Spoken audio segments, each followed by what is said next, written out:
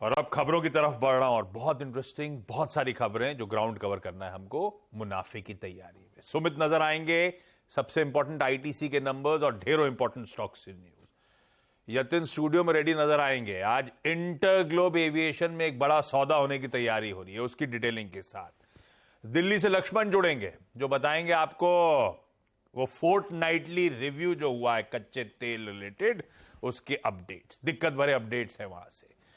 और दीपाली को भी जोड़ेंगे।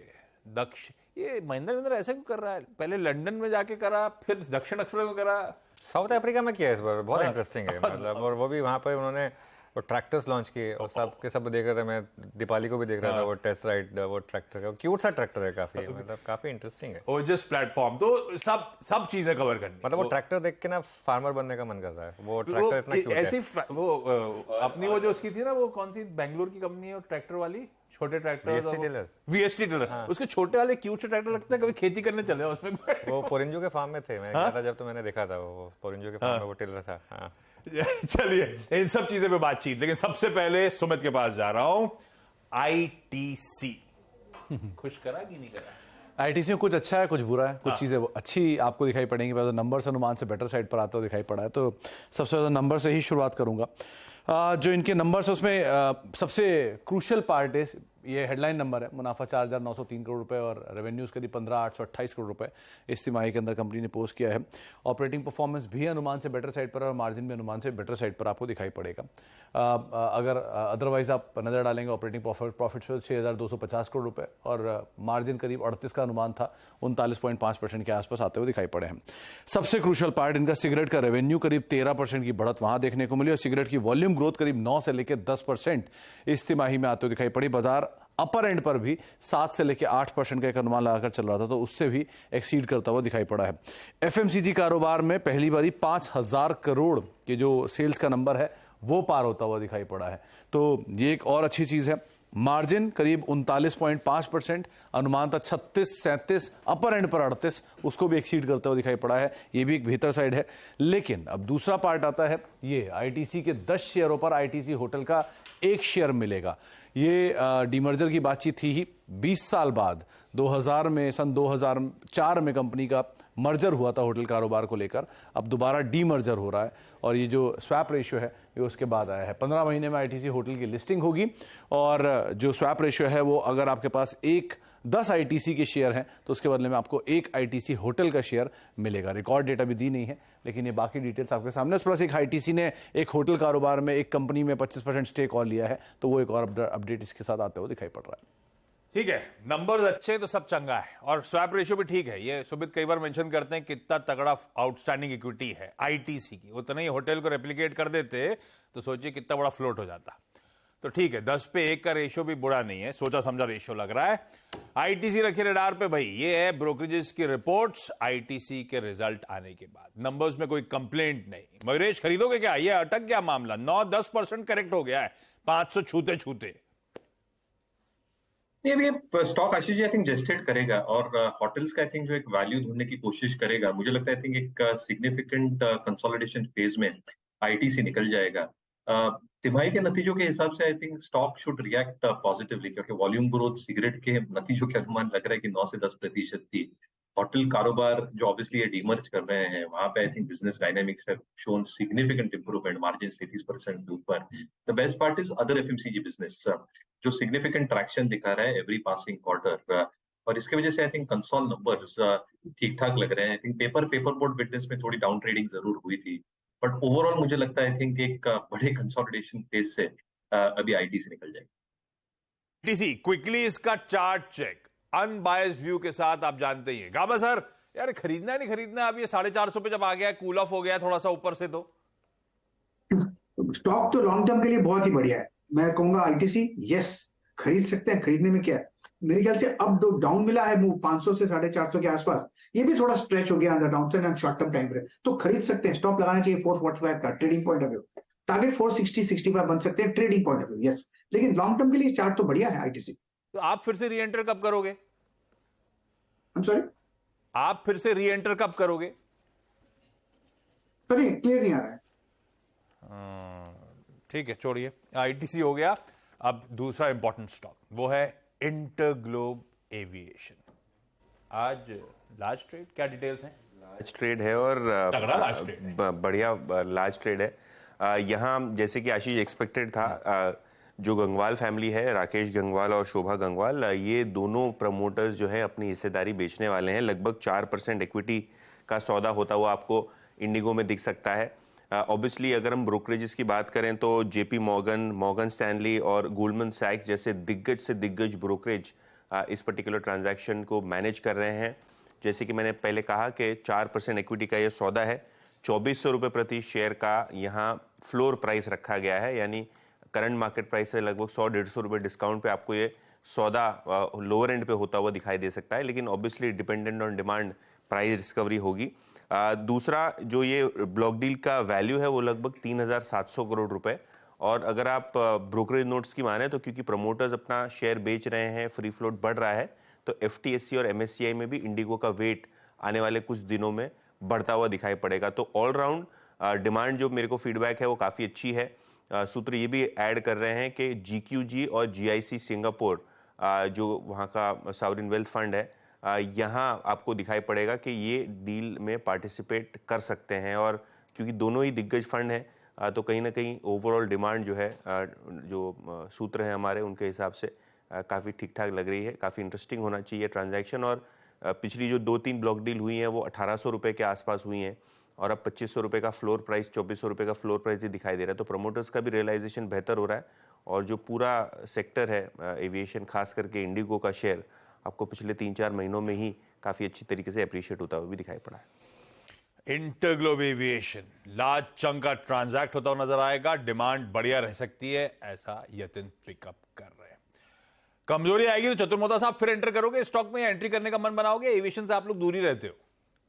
नहीं, जनरली आशीष जी इससे अभी थोड़ी दूरी बनाए रखें, क्योंकि जिस तरह की वोलेटिलिटीज पूरे स्पेस में देखने को मिलती है वो कहीं ना कहीं इन्वेस्टर को स्टेबिलिटी नहीं देता। हम डेफिनेटली जो पूरा टूरिज्म सेक्टर है इसको प्ले करने के लिए एक तो होटल सेक्टर्स पे काफी ध्यान रखते हैं, और यहाँ पर हमने पहले भी कई बार चर्चा की थी इंडियन होटल्स जैसे स्टॉक की। तो हमें लगता है कि इस स्पेस में अभी भी कुछ मिड कैप कंपनीज है जहाँ पे काफी अच्छा इंटरेस्ट देखने को नजर आ रहा है। हालांकि उनमें हमारी अभी इस समय पोजीशन नहीं है, बट फिर भी हमें लगता है कि स्टॉक जैसे कि लेमन ट्री जो है वो काफी प्रॉमिसिंग लगता है। शैलेट होटल जैसे स्टॉक्स जो है वो पूरे इस टूरिज्म इंडस्ट्री को प्ले करने के लिए lemon tree, chalet, Indian hotel जैसे स्टॉक पर नजर बनी हुई है, बट डेफिनेटली एविएशन स्पेस को हम इस समय अवॉइड रखते हैं।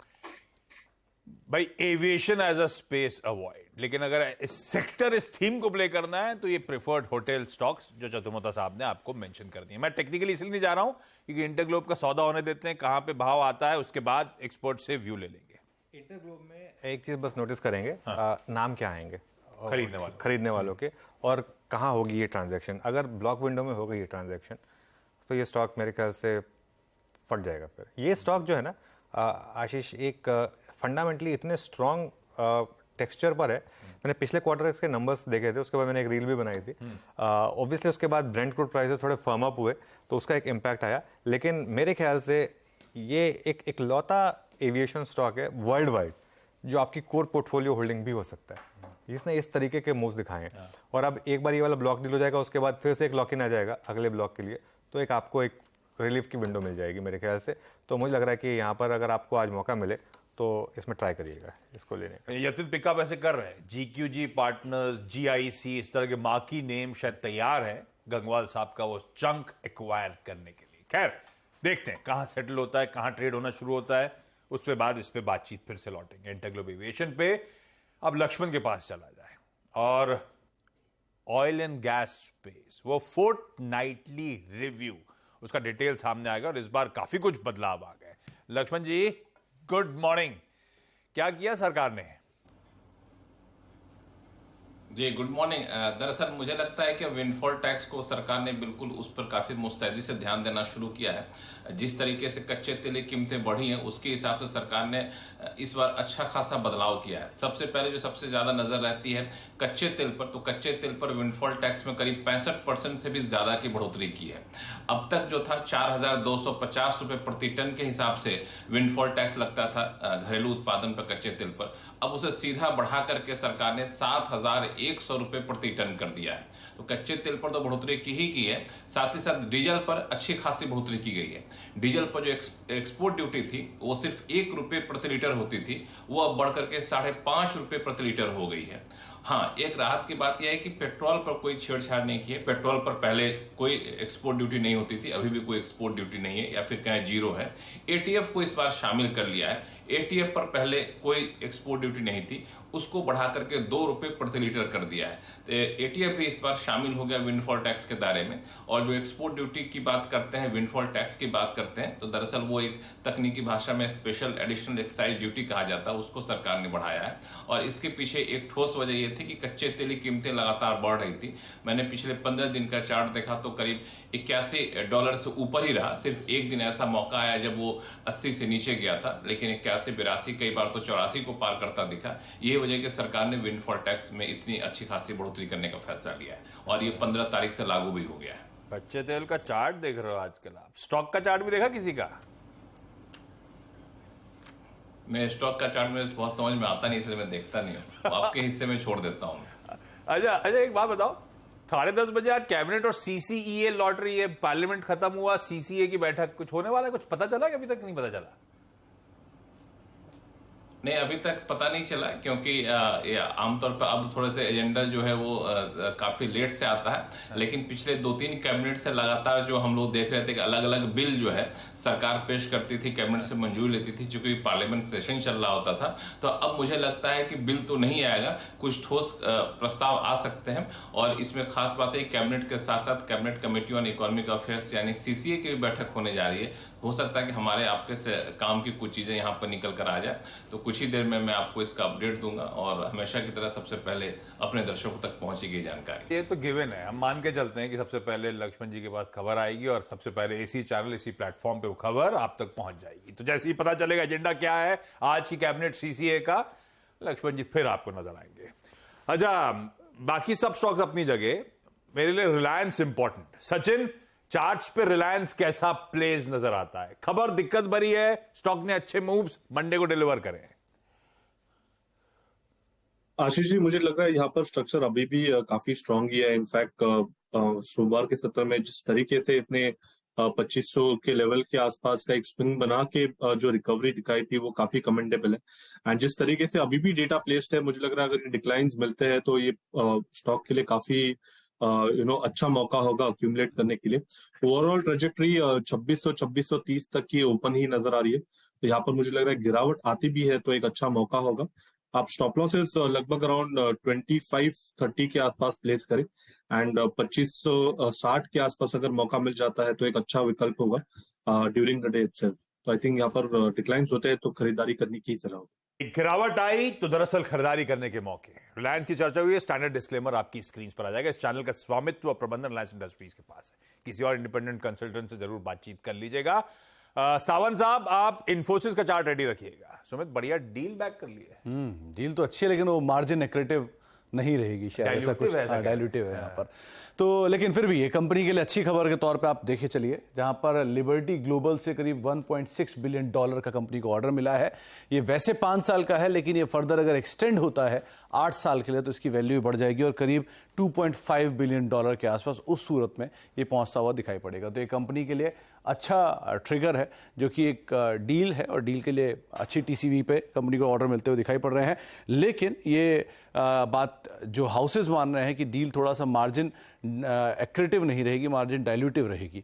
इसका मतलब यह है कि मार्जिन जो पुराने मार्जिन कंपनी के चलते हैं उन मार्जिन की तर्ज पे कंपनी को ये ऑर्डर नहीं मिला, उससे नीचे की तरफ ये ऑर्डर मिला, क्योंकि कंपनी की जो पुरानी डील थी वेरिजॉन और डैमलर की, उसी की तर्ज पे इसके भी मार्जिन थोड़े से डाइल्यूट होते हुए दिखाई पड़ेंगे। तो ये कंसर्न जरूर रेज किया है, लेकिन अदरवाइज कंपनी के लिए अच्छा ट्रिगर है। सावंत साहब, इन्फोसिस चार्ट्स पे कैसा? जी आशीष जी, इन्फोसिस में एक जो सबसे अहम लेवल है, ये जो नतीजों के पहले जो गैप डाउन हुआ, वहां पे जो गैप का लोअर लेवल है 1450, मुझे लग रहा है इवेंचुअली ये स्टॉक स्लो मूव करके वहां तक जा सकता है। स्टॉप लॉस कहाँ रखना होगा तो 1365, 1365 इस जोन में आप स्टॉप लॉस रख सकते हो। कोई भी इसमें वीकनेस आए आप 1365 के स्टॉप लॉस से स्पॉट में खरीद सकते हो। आपका टारगेट होगा 1450, और ये लेवल आ जाए 1440-45, मेरे हिसाब से वहां पे प्रॉफिट बुक कर लेना होगा। ओके चलिए इन्फोसिस, ये अब देखते हैं इस लार्ज ट्रेड के बाद किस तरह से रिएक्ट, इस लार्ज डील बैक करने के बाद किस तरह से रिएक्ट करता है। सुमित, वायदा की अर्निंग्स। देखिए, वायदा में अगर अर्निंग्स की बात करें तो सबसे पहले इंडियाबुल्स हाउसिंग के साथ मैं शुरुआत करूंगा, जहां पर आप मिले जुले साइड पे नंबर्स मानकर चल सकते हैं कंपनी के एनआई फ्रंट पर या फिर प्रॉफिटेबिलिटी फ्रंट पर। एनआई फ्रंट पर करीब 547 करोड़ रुपए के आसपास का नंबर आया, जहां पे 6% की गिरावट है, लेकिन मुनाफे में 3% के आसपास की बढ़त है, 296 करोड़ रुपए के आसपास का एक मुनाफे का नंबर आया। तो ये मिले जुले साइड पर आप नंबर काउंट करिएगा। हिंदुस्तान कॉपर क्योंकि बहुत चला हुआ स्टॉक है तो ऑलरेडी बहुत एक्सपेक्टेशन हायर साइड पर थी, लेकिन नंबर्स के लिहाज से 17% का डिक्लाइन है मुनाफे में और रेवेन्यूज करीब 7% के आसपास बढ़े हैं। 371 करोड़ रुपए के आसपास से कंपनी का एक रेवेन्यू का नंबर आता दिखाई पड़ा। ऑपरेटिंग परफॉर्मेंस वीक है, 27% की गिरावट है कंपनी की ऑपरेटिंग प्रॉफिट में और मार्जिन भी 36 से गल के सीधे 25% के आसपास आया। तो वीक साइड पे नंबर आप काउंट करके चल सकते हैं हिंदुस्तान कॉपर के। इसके अलावा वोडाफोन आइडिया और जीएमआर एयरपोर्ट दो और नंबर है। वोडाफोन आइडिया केस में अगर देखा जाए तो रेवेन्यू करीब 10,532 करोड़, 1% बढ़ा है। घाटा बढ़ा है, 7,840 करोड़ रुपए इस तिमाही में घाटा आता हुआ दिखाई पड़ा है और मार्जिन फ्रंट पर भी प्रेशर कंपनी के अंदर देखने को मिला है, करीब 39%। आरपू थोड़े से बड़े हैं लेकिन ब्रोकरेज हाउसेस का डाउनग्रेड है, ₹7.70 के आसपास के यहाँ पे टारगेट्स आए हैं। और इसके अलावा जीएमआर एयरपोर्ट ये एक और स्टॉक है जिसके नंबर्स आते हुए दिखाई पड़े हैं और रेवेन्यूज करीब 2018 करोड़ और घाटा यहाँ पर घटा है, 137 करोड़ से घटकर सीधे सीधे 30 करोड़ रुपए आता हुआ दिखाई पड़ा। तो यहाँ पे अनुमान से बेटर साइड पे नंबर आप काउंट करके चल सकते हैं। ऑपरेटिंग परफॉर्मेंस भी इंप्रूव हुई है, 44% के आसपास की बढ़त, मार्जिन भी 37% पोस्ट हुए 29% के कंपैरिजन। तो बेटर साइड पे नंबर जीएमआर एयरपोर्ट के आप काउंट करेंगे। ओके, देखते हैं अभी सारे स्टॉक्स रखिएगा रडार पे। इसके अलावा कौन से स्टॉक्स न्यूज? देखिए, इसके अलावा कुछ चुनिंदा स्टॉक्स न्यूज में आप तेजस नेटवर्क के ऊपर एक बार नजर रखेंगे, जहां पर कंपनी को एक बड़ा ऑर्डर मिला है। आप सुबह ये डिटेल फर्दर आते हुए दिखाई पड़ी, 7,000 करोड़ रुपए के आसपास के 7,500 करोड़ रुपए का ऑर्डर मिला है। ये टीसीएस से मिला है, तो ये कंपनी के लिए अच्छे ट्रिगर के तौर पर कामकाज करेगा और ये 4G 5G रैन इक्विपमेंट सप्लाई करने के लिए ऑर्डर मिला है। जी एंटरटेनमेंट, ये स्टॉक आज क्रूशल रहेगा। आप सुबह इसके बारे में चर्चा कर भी रहे थे, लेकिन जो अपडेट है वो आपकी स्क्रीन पर है कि सुभाष चंद्रा और पुनीत गोयनका पर सेबी का आदेश बरकरार है और अब वो इस कंपनी के अगले 8 महीने में जो जांच पूरी होगी तब तक के लिए कंपनी बोर्ड के अंदर अभी नहीं मौजूद रहने वाले हैं। साथ साथ तो ये पूरा डिटेल आप जी एंटरटेनमेंट के ऊपर भी इम्पैक्ट करेगा, शायद पॉजिटिव साइड पर इसका रिएक्शन आता हो दिखाई पड़ सकता है। ओके, रखिए इन तमाम स्टॉक्स को अपने रडार पे। अच्छा, इस बीच साउथ अफ्रीका में कल महिंद्रा एंड महिंद्रा का जलवा देखने को मिला। महिंद्रा एंड महिंद्रा ने कल फ्यूचरस्केप इवेंट में 7 नए ट्रैक्टर्स से पर्दा उठाया। इसके साथ ही कंपनी ने ग्लोबल पिकअप ट्रक भी लॉन्च किए। अगर आप थार के शौकीन हैं तो कंपनी ने कल आपके लिए 5 डोर थार इलेक्ट्रिक कंसेप्ट को भी पेश किया। इस खास इवेंट को कवर करने गई थी दीपाली राणा। साउथ अफ्रीका भेजा आप उनको? साउथ अफ्रीका भेजा है और काफ़ी सोशल मीडिया पर देख रहा था मैं, काफ़ी मतलब काम तो कर ही रहे हैं लेकिन एंजॉय भी कर रहे हैं काफ़ी। बहुत अच्छी जगह है केप टाउन। गाबा सर, ऑटो ही ट्रैक करना था लाइफ में, कुछ करो ना करो, ऑटो जरूर ट्रैक करो। दीपाली से जान लेते हैं भाई वहां पे अनवेलिंग कैसी रही। महिंद्रा ने केप टाउन साउथ अफ्रीका में 7 नए ट्रैक्टर्स इंडियन मार्केट्स के लिए लॉन्च किए हैं। इंडियन मार्केट्स में तेलंगाना प्लांट में इनकी मैन्युफैक्चरिंग होगी और ओवरसीज मार्केट में एक्सपोर्ट किए जाएंगे और कंपनी 12 नई कंट्रीज में एंटर करेगी ओजा ट्रैक्टर्स के साथ, जिसमें एशियन रीजन में कंपनी डेब्यू करेगी थाईलैंड में। शुरुआत में इन 2024 1200 करोड़ की इन्वेस्टमेंट कंपनी ने इस प्लेटफॉर्म पर की है और प्राइस रेंज की अगर बात करेंगे तो 5,64,000 से शुरू होकर इन ट्रैक्टर्स की जो कीमत है वो 7,35,000 तक जाती है इंडियन मार्केट्स के लिए। अब अगर हम पावर की बात करेंगे तो 20 to 40 HP इस बीच में ये सातों ट्रैक्टर्स की जो पावर है वो वेरी करेगी, लेकिन ये लाइट वेट ट्रैक्टर्स हैं, ये प्लेटफॉर्म लाइट वेट है और कंपनी का मानना ये है कि कुछ नए सेगमेंट्स इनके लिए ओपन होंगे when it comes to agri farming. तो काफी अग्रेसिव प्लान्स है इसके साथ कंपनी के, लेकिन शुरुआत इंडियन मार्केट्स के साथ की गई है और बाकी मार्केट्स में भी सब्सिक्वेंटली इन ट्रैक्टर्स को लॉन्च किया जाएगा। ओके, बेसिकली साउथ अफ्रीका के केप टाउन में महिंद्रा एंड महिंद्रा ने अपनी ईवी की स्ट्रैटेजी और फार्म सेक्टर के लिए खासतौर पे स्ट्रैटेजी अनवेल करी है। कई सारे ईवी लॉन्चेस, एक क्यूट सा छोटा सा ट्रैक्टर और 5 डोर की थार इलेक्ट्रिक की इमेज है क्या? कॉन्सेप्ट है वो अभी, वो कंसेप्ट है अभी, कॉन्सेप्ट है। हाँ, दिख टकाटक रही है यार, देखिए ये, हाँ लेकिन कंसेप्ट व्हीकल है अभी। महिंद्रा महिंद्रा, मानस क्विकली चार्ट बता दो कैसा है। देखिए, M&M की जहां तक बात है, यहाँ पर पिछले 5-6 सेशन से हम हायर टॉप हायर बॉटम बनते हुए देख रहे हैं और देखिए अब स्टॉक 20 डे मूविंग एवरेज के ऊपर ट्रेड कर रहा है। अब आपको केवल इंतजार करना है 1560 के लेवल्स को ब्रीच करने का। अगर 1560 के ऊपर निकला तो जो नेक्स्ट टारगेट होगा वो 1650 के आसपास होगा। तो जो ट्रेंड है वो पॉजिटिव है, इसलिए अपनी पोजीशन में बने रहिए। 1500 रुपए का स्टॉप लॉस लगाइए और कभी कोई गिरावट मिले तो भी 1500 के स्टॉप लॉस से खरीदारी करने की राय रहेगी। चलिए भाई, हो गई मुनाफे की तैयारी पूरी। क्विकली अब ट्रांजिशन कर जाते हैं पहला